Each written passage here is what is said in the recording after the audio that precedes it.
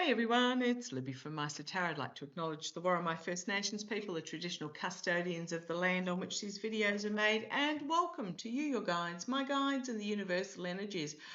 Okay, what do I want to have a look at? And as I split the deck, I've got the Hierophant and the High Priestess there. Hidden agendas being revealed in regards to the government. Okay, what could that possibly mean? As I split the deck, and I'm using, this is the Smithwaite Centennial Edition Tarot deck. Few little snippets that I just want to mention first up. News has come out from North Korea. Well, people that have escaped from North Korea or managed to get the messaging out. Word is out that apparently about 50,000 North Koreans had been sent to work as slaves in Russia. This is how desperate Russia is at the moment. Which has actually apparently left quite a gaping hole in the North Korean workforce as well. I wouldn't have thought 50,000 would have made a huge difference, but apparently they were highly skilled workers and sent by Kim Jong-un. Oh, yet another dictator that will be going down before too much longer. So that's just giving a little indicator of how desperate Russia is for people with skilled work, because they've basically killed off 2 generations, if not 3 generations, on their eastern front there. Heart goes out to Portugal, Spain, Canada, the US, etc. in regards to the wildfires that are occurring in those regions. I do actually want to have a little bit of a look later today in regards to going forward, Mother Nature and Gaia, considering what's happening with the algal bloom in South Australia as well. So I'll have a look at that later. Just wanted to mention that apparently the orange twerp, I didn't realise this until late last night, the orange twerp had called Alaska Russia. So he's off to Russia, apparently, to meet with the Putin figure. I'm not quite sure when Alaska became Russia. I mean, it was part of Russia back in the early 1800s, and then the Tsar at the time, Tsar Alexander, sold it to the US for, I think, 7.2 million, which was a lot of money in those days, in around the mid 1800s. However, the Kremlin have been saying for years and decades that it belongs. We want our territory back. It belongs to Russia. I'm sure the Alaskans would have something to say about that, but anyhow, so the orange twerp called Alaska to be Russia. Oh, and the orange twerp has come out also and telling the Goldman Sachs CEO, Dave Solomon, that he needs to sack and find a new lead economist, after an announcement was made by Goldman Sachs basically stating that it is the US consumer that is paying the tariffs. So the orange twerp is carrying on about all the money flowing into the US, billions and billions of dollars flowing into the US government coffers. I'm sure there's a bit of a slice being taken off the top there. And his spiel is that that's been paid by the overseas countries. Well, they're not. The tariffs are paid by the United States people at the point of importing them into the US. This is any products that are made outside the US, any products that are bought in, or parts of products, or anything from bananas through to motor vehicles. Anything that is brought in from overseas, whether it be part of a final product, or whether it be raw materials, or whether it be a finished product, is getting a tariff on it, and that's paid at the port of entry. So what happens is that just jacks the price up for it to be delivered to the supplier in the US, and therefore they jack their price up because they can't wear a 50% tariff when their margins are 3%. So anyhow, and the orange twerp has been carrying on that he's not getting the credit. He's not getting the credit that's due to him, the old smug, corrupt merchant. And he's demanding that Goldman Sachs CEO fire his economist. Oh, Whatever. Oh, the truth hurts, doesn't it? But what I want to actually have a look at is I'm going to have a look at Elbridge Colby. No idea who calls their kid Elbridge, but anyhow, Elbridge Colby. He's he's in the Pentagon, in charge of, cannot remember, but we know he's the dude. Sorry, I've got a memory like a sieve, and after I finish a reading, I have no idea what I've said. But he is the dude that is in charge of, I suspect, working with overseas allies, of which they are disappearing really quickly. And apparently he's doing a review on the AUKUS deal. AUKUS, as opposed to orcas, ergo killer whales, that have been picking off billionaires occasionally. So yeah, this is about placating the lion, or placating, sorry, I better get that right, placating the lion by giving it a good old pat, closing its mouth. But here we've got secrets being revealed.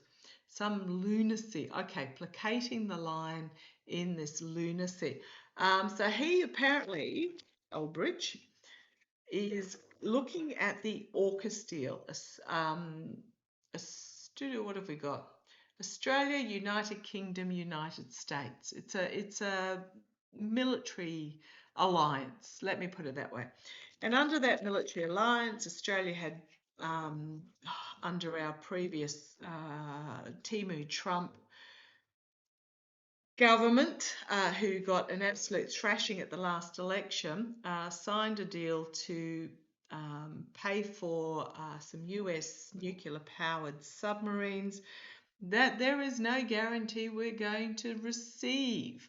And the US government is now wanting those submarines and all their activity, if they are given to, well, not even given, I mean, we're buying them at exorbitant cost with no guarantee they'll actually be delivered, because part of the contract says that they'll only be delivered to Australia after the US has received their quota, and apparently they're at least 18 months behind what they need to build, and falling behind further and further as they go. They're just not building these submarines as fast as they promise. So every year they fall further and further behind, and I don't think we're going to get them.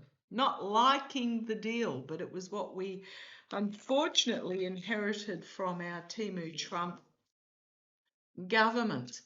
Okay, but I want to have a look. Elbridge Colby, entertainment only, is reassessing at the order of the Orange Twerp the AUKUS deal. I mean, it's all to the United States' advantage.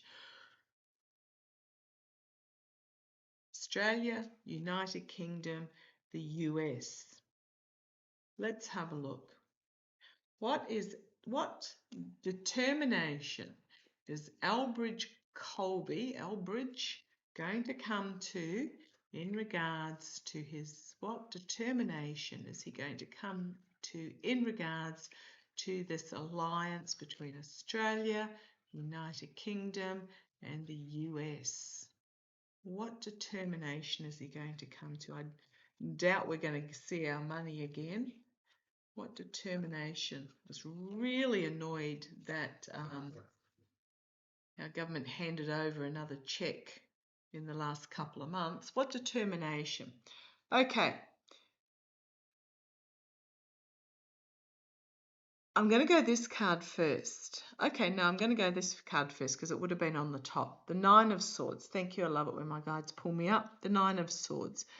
Elbridge, he might be suffering some sleepless nights while he tries to work out the legalities of what is required to placate the orange line.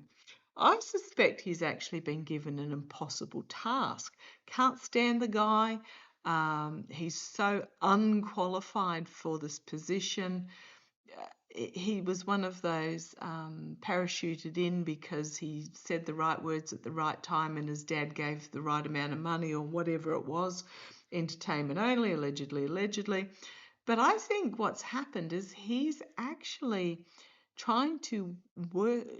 He's been put in this nightmare position to try, and as he tries to provide what the orange twerp is demanding of him.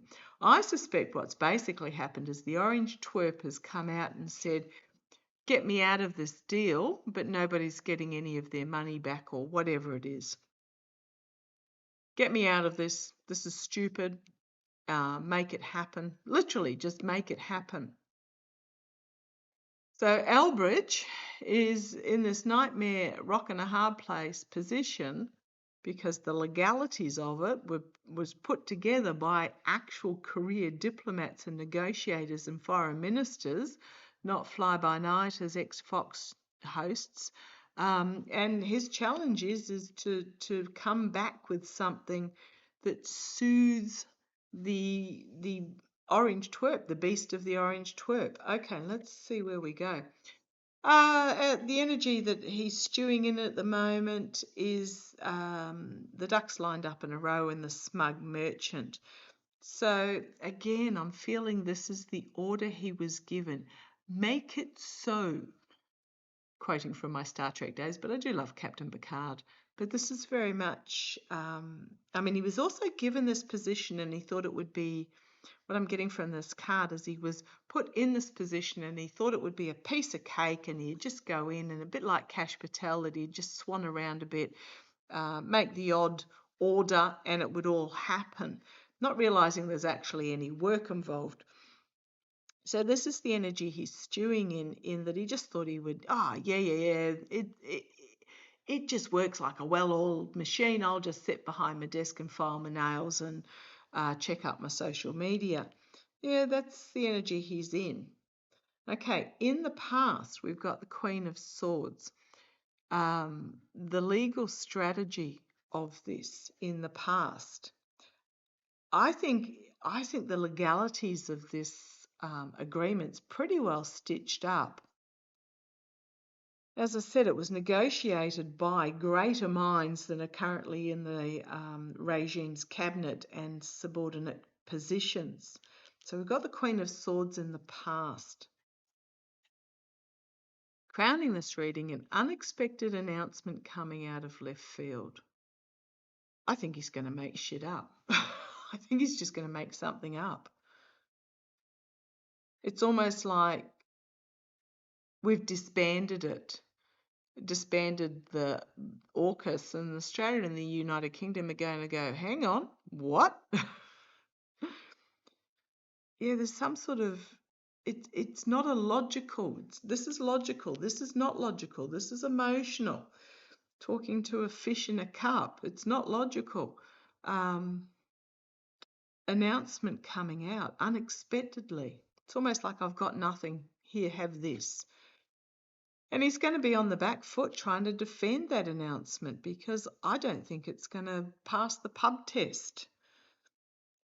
Wild-eyed, two wrong shoes on.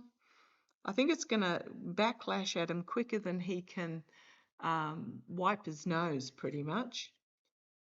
And then externally, it's very much about juggling the finances. I think if he does, if this announcement comes out, Australia's going to ask for their money back. And if the UK has given any for anything, they will be asking for their money back too. Thank you very much. But the money's not there to give back because they already spent it on architects for a ballroom or gosh, the amount of gold leaf in that Oval Office is just blindingly putrefying. There's no dignity left in that office, and I see the White House will be becoming a museum in the very near future as the seat of power is moved because it's been so desecrated. It looks like a Dubai shopping mall in the White House at the moment. But okay, externally, trying to juggle, trying to balance money plus also protection commitments.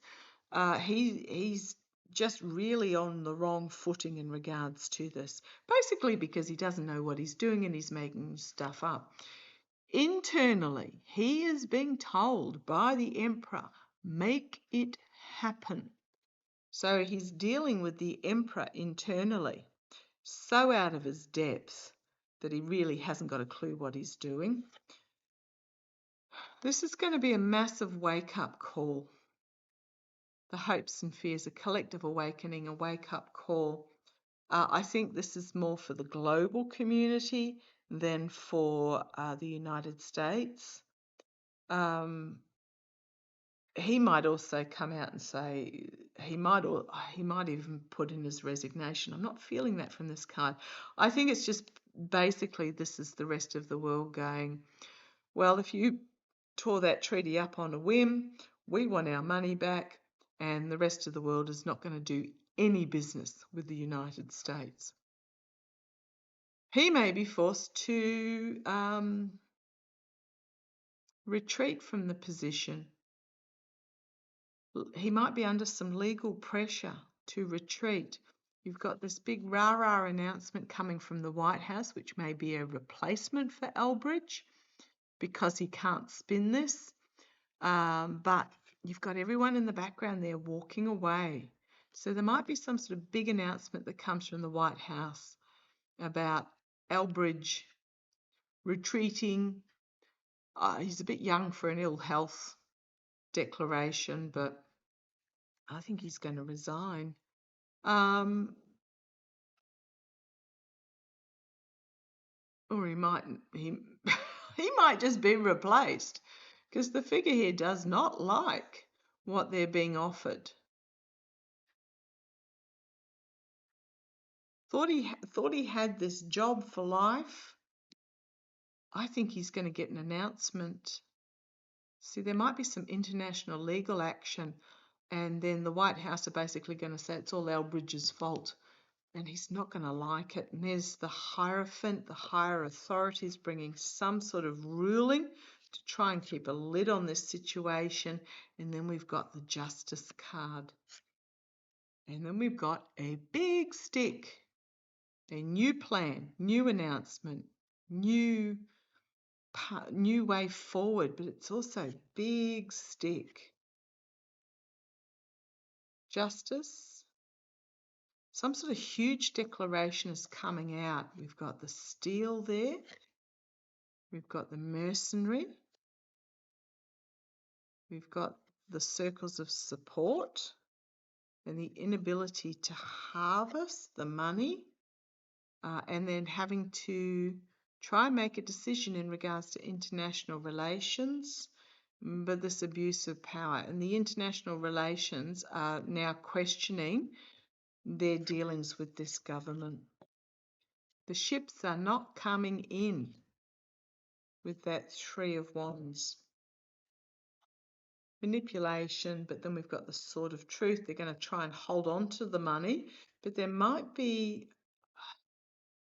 oh man, Australia might go to the international courts to try and get them back. We've got here the offering of a gift. Then we've also got the Ten of Cups, happy celebration, and we've got the King of Cups. So it might be a judge. I think what's going to happen is that Elbridge is going to come out with some sort of announcement stating that the alliance has been dissolved. And Australia and UK are going to go, what? Things being strung upside down, looked at differently, and then halted. And then I think is Australia going to ask for its money back for the submarines? Because that's what's going to happen. Is Australia going to ask for its money back for the submarines, and is it going to get it? Is Australia going to ask for its submarine, or actually is Australia going to take legal action to get its submarine money back? Is Australia going to take international legal action to get its submarine? I mean, we're talking billions here. There's not that many taxpayers in Australia. We number less than 30 million. Is Australia going to take international legal action to get, well, here's this Queen of Swords. I think so. I think they're actually already planning it, already strategizing it. I think it's already in the planning behind the scenes. The challenge is that the US government doesn't want to give it back. They've feathered their nests. It's not necessarily in the US government coffers anymore. It might have been sent out to the oligarchs that run the military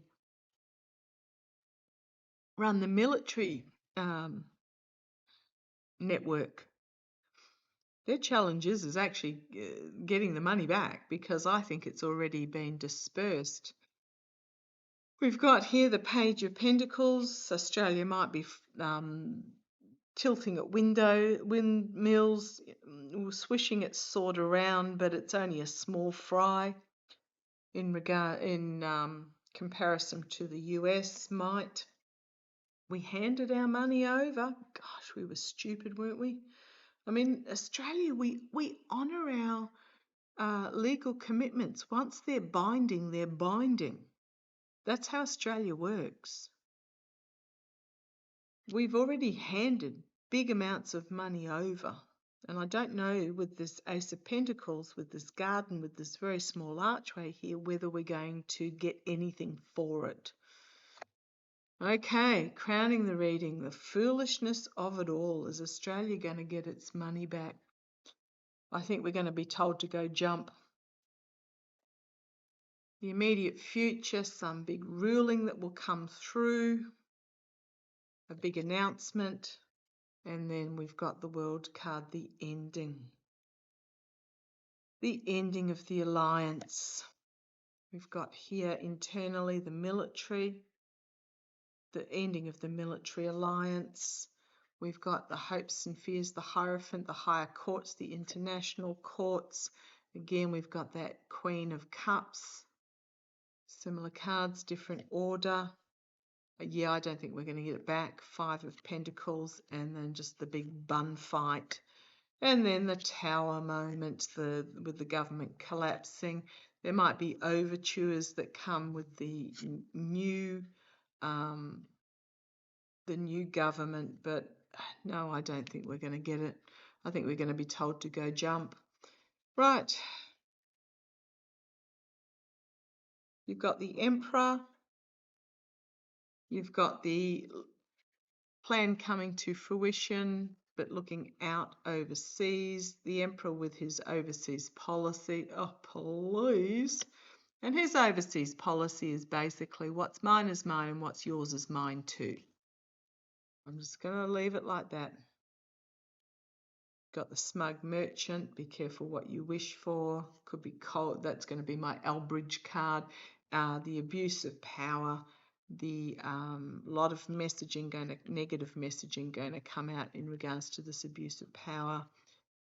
We've got the oligarchs there. We've got potential legal action being taken, big legal action being taken, and an investigator. But it's just going to be too much. I'm talking about the Australian government. I just don't like its chances. You've got the manipulation, you've got the Page of Cups, the messaging, and you're trying to deal with the devil himself. So I think Australia can pretty much kiss that, with this current regime, kiss that money goodbye. I do think after this happens, there might be some overtures towards Australia, because we are in a very unique space in the world, being so close to Asia, and China is our biggest trading partner.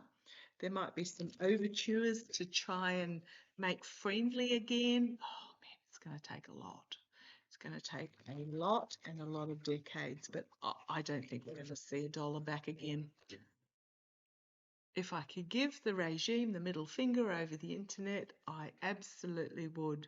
So this is, being loosey-goosey with the truth of the money, just spinning it back and forth. I don't even think the government has it in its coffers anymore, and they're going to be on the back foot defending against the case that comes through. But I'm just going to say I don't think Australia's going to see it, so I hope we don't give them any more.